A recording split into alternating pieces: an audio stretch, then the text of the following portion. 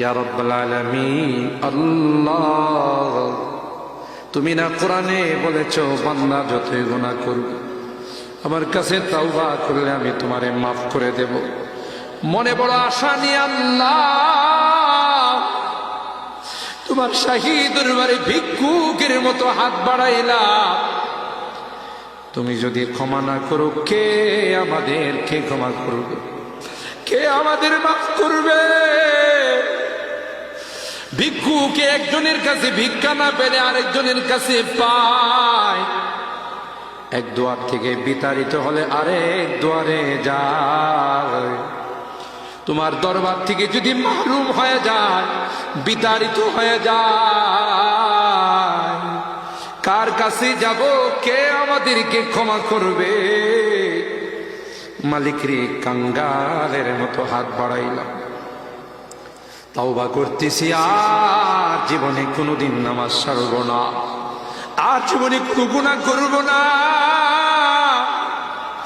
আর জীবনে কোনোদিন বেপরদায় চলব না, আর কোনোদিন সুদী লেনদেন করব না। কিয়ামতের কঠিন ময়দানে আমাদেরকে তুমি গুনাহগার বলে ডাক দিও না।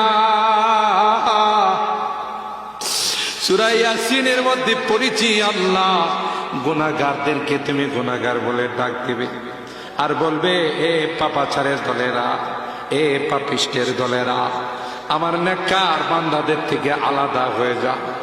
ওই দিন যদি আমাদেরকে নাম ধরে ধরে তুমি ডাক দাও, তোমার সমস্ত নবীদের সামনে লজ্জা পাবো। মালিক রে, আজকে হরিনাদি মাদ্রাসা আবু বকর সিদ্দিক রাদিয়াল্লাহু তাআলা আনহুর নামে মাদ্রাসা তোমার ঘরের সামনে বসে তাওবা করতেছি, আর জীবনে কোনো গুনাহ করব না, আর জীবনে কোনো নাফরমানি করব না। মেহেরবানি করে আমাদের তাওবাগুলোকে কবুল করে নাও ইয়া রাব্বাল আলামিন। এই মাদ্রাসাকে কবুল করে নাও। মাদ্রাসার যত জরুরত আছে গায়বী খাজানা থেকে পূরণ করে দাও। মালিক রে, ছাত্র উস্তাদ এলাকাবাসী কমিটিকে তুমি কবুল করে নাও ইয়া রাব্বাল আলামিন। আল্লাহ